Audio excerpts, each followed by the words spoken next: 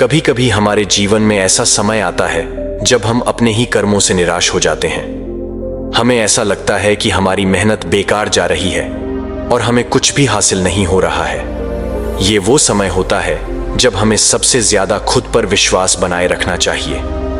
लेकिन कई बार हम निराशा के गर्त में चले जाते हैं।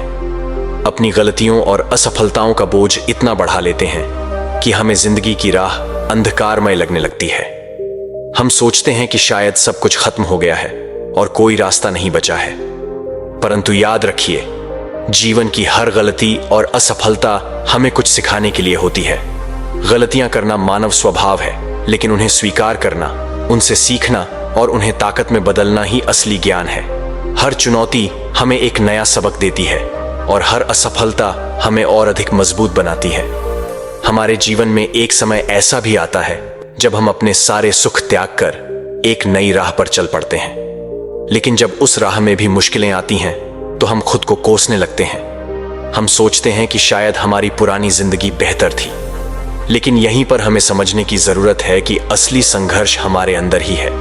हमारे विचार, हमारी इच्छाएं और हमारी कमजोरियां ही हमारी सबसे बड़ी चुनौतियां होती हैं। इसलिए जब भी जीवन में ऐसा समय आए जब सब कुछ अंधकारमय लगे, जब लगे कि अब कोई रास्ता नहीं बचा, तब रुकिए, सोचिए और समझिए कि हर अंधेरा एक नए सवेरे का संकेत है।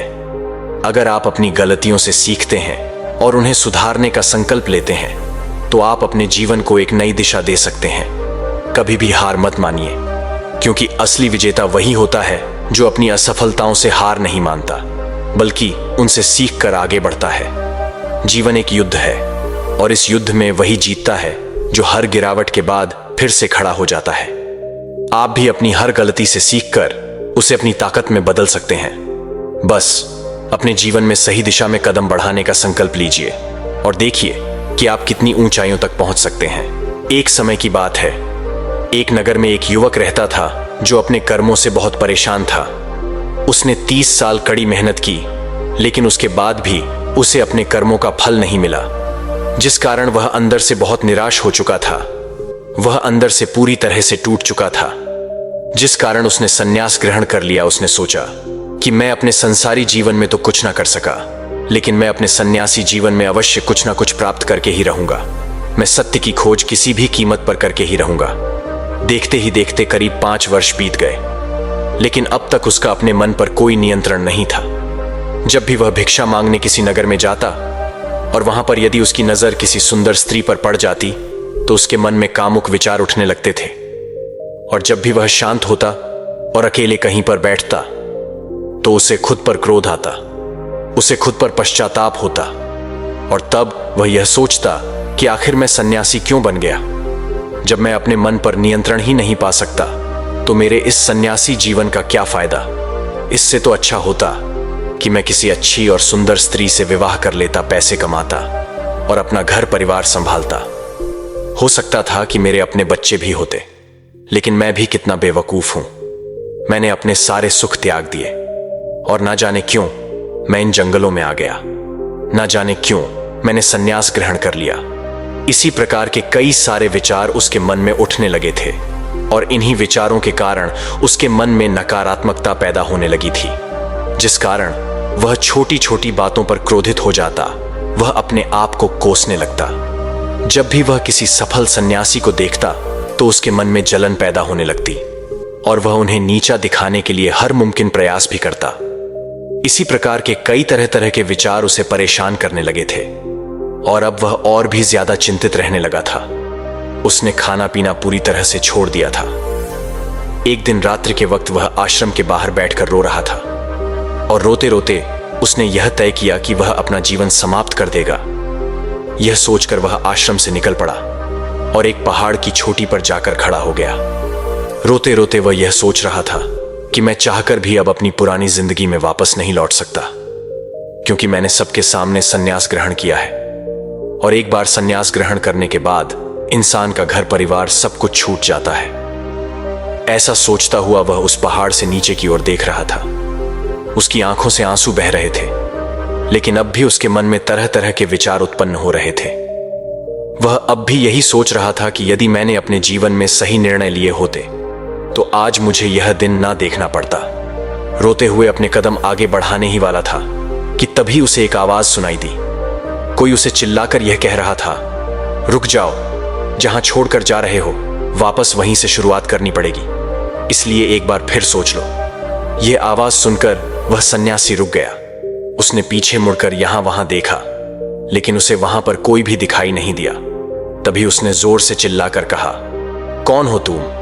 तभी उसकी नजर एक बूढ़े बौद्ध भिक्षु पर पड़ी और उन्हें देखकर वह सन्यासी और भी क्रोधित हो उठा और कहने लगा, कौन हो तुम और मुझे क्यों रोकना चाहते हो? तभी वह बूढ़ा बौद्ध भिक्षु उस सन्यासी से कहता है, मैं तो बस इतना ही कह रहा हूं, तुम जहां छोड़कर जा रहे हो तुम्हें वापस वहीं से शुरुआत करनी पड़ेगी, इसलिए निर्णय लेने से पहले एक बार फिर सोच लो, कहीं तुम फिर से गलत निर्णय तो नहीं ले रहे। तभी वह सन्यासी क्रोधित होकर उन बौद्ध भिक्षु से कहता है, आपको क्या लगता है कि मैं बार बार यही गलतियां दोहरा रहूंगा? मैं मानता हूं कि मैंने अनजाने में गलतियां की हैं, और इसका मतलब यह नहीं कि बार बार मैं यही गलतियां दोहराते रहूंगा। मैंने अपनी गलतियों से बहुत बड़ी सीख ली है, लेकिन अब मैं उन गलतियों को ठीक नहीं कर सकता। अब मैं उन्हें बदल नहीं सकता, इसलिए मैंने बहुत सोच समझकर यह फैसला लिया है।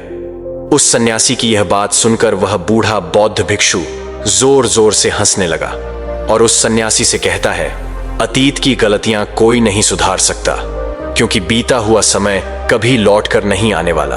हाँ, वे लोग मूर्ख होते हैं जो यह कहते हैं कि वे लोग अतीत को बदल सकते हैं। उनसे बड़ा अज्ञानी इस दुनिया में दूसरा और कोई नहीं हो सकता, क्योंकि जब तुम समय को वापस नहीं मोड़ सकते तो तुम अपनी अतीत की गलतियों को भला कैसे बदल सकते हो?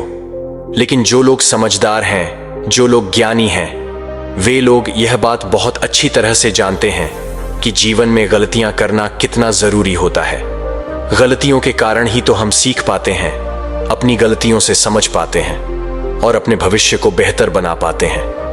आगे वह बूढ़ा बौद्ध भिक्षु उस सन्यासी से कहता है, जब तक तुम्हें खुद की कमियों का ही पता नहीं होगा तब तक तुम अपने आप को बेहतर कैसे बना सकते हो, और हमारी कमियां तो सिर्फ हमारी गलतियों से ही पता चलती हैं। आगे वह बूढ़ा बौद्ध भिक्षु उस सन्यासी से कहता है, हर माता पिता अपने बच्चों को बड़े ही लाड़ प्यार से पालते हैं। वह उन पर कभी कोई आंच नहीं आने देना चाहते। वह यह नहीं चाहते कि उनका बेटा कभी कोई गलतियां करे और उसे कोई तकलीफ हो, लेकिन वह यह भूल जाते हैं कि जीवन एक युद्ध का मैदान है, जहां हम खुद अपनी गलतियों से सीखते हैं और एक योद्धा बनते हैं। और जो यह सोचता है कि वह अपने जीवन में कभी कोई गलती ही नहीं करेगा, तो इसका अर्थ यह हुआ कि वह कभी भी जीवन के इस रण क्षेत्र में हिस्सा ही नहीं लेना चाहता।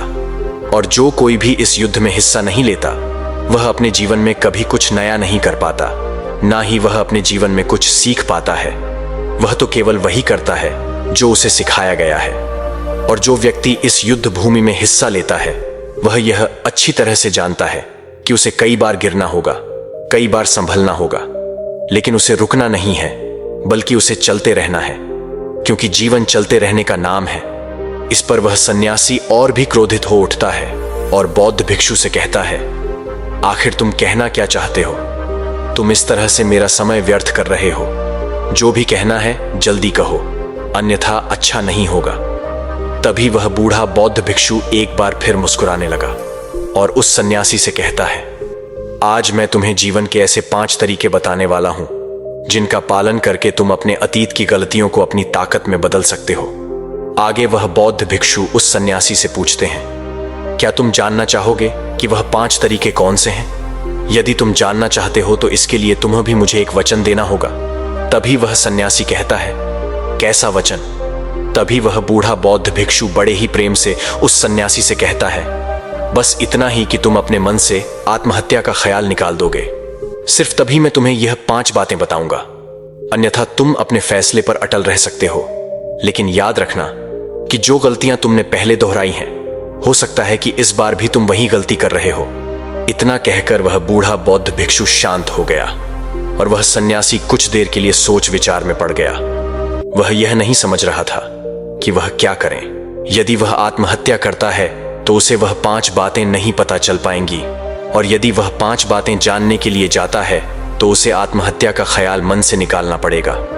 वह सन्यासी सोच में पड़ गया, लेकिन काफी देर सोच विचार करने के बाद आखिरकार उसने उस बूढ़े बौद्ध भिक्षु की बात मान ली और वह उन बूढ़े बौद्ध भिक्षु के पास पहुंचा और कहने लगा, कहिए, आप क्या कहना चाहते हैं? तभी वह बूढ़ा बौद्ध भिक्षु उस सन्यासी से पहली बात बताते हुए कहता है, सबसे पहले तो तुम यह जान लो कि अतीत में जो भी तुमसे गलतियां हुई है वह किसकी कारण हुई, उसके पीछे का क्या कारण था। क्योंकि कोई भी गलती करने के पीछे कुछ मुख्य कारण अवश्य होते हैं। तुम्हें सबसे पहले उन कारणों को पहचानना होगा। वह कारण या तो कोई मजबूरी हो सकते हैं या कोई इंसान हो सकता है जिसके कारण तुमने वह सारी गलतियां की, या फिर हो सकता है कि तुमने वह गलतियां केवल अपने स्वार्थ के लिए की हो। तुम्हें उन कारणों को पहचानना होगा। यदि तुम्हें किसी से धोखा मिला तो क्यों मिला? क्या तुमने कभी इसके ऊपर विचार किया है? क्योंकि शायद तुमने उस पर हद से ज्यादा विश्वास किया होगा। एक बार यदि तुमने उस कारण को पकड़ लिया और उसे जान लिया तो तुम यह समझ पाओगे कि तुमने कहां कमी रह गई, तुमने कहां पर गलती की। और एक बार यदि तुम अपनी गलती को समझ जाओगे तो तुम उसे सुधार भी सकते हो ताकि वैसी गलती भविष्य में तुमसे दोबारा न घटे। आगे वह बूढ़ा बौद्ध भिक्षु उस सन्यासी से कहता है, गलतियां हमें दुख नहीं देती। दुख हमें तब होता है जब हम अपनी गलतियों को बार बार दोहराते हैं, जब हमें इस बात का एहसास होता है कि शायद हम अपनी गलती को अब सुधार नहीं सकते और शायद हमारे भीतर अब उतना आत्मबल नहीं बचा कि हम उन गलतियों से सीखकर उन्हें सुधार सकें। जब हमें खुद पर संदेह होने लगता है, खुद पर संशय होने लगता है, तब हमें पीड़ा होती है। किंतु एक बार केवल यदि तुम यह समझ जाओ कि गलती करके जब हम उससे सीख लेते हैं और उस गलती को सुधारने का हर मुमकिन प्रयास करते हैं तो हमारे भीतर एक विश्वास जाग उठता है और फिर हमें कभी कोई दुख नहीं परेशान करता। इसलिए हमें किसी भी गलती के पीछे का कारण जानना बहुत आवश्यक होता है और इसके लिए तुम चाहो तो खाली बैठकर चिंतन कर सकते हो। यह इतना मुश्किल भी नहीं है। एक बार अगर उस गलती के पीछे की वजह तुम्हें समझ में आ जाए तब दूसरा तरीका काम आता है।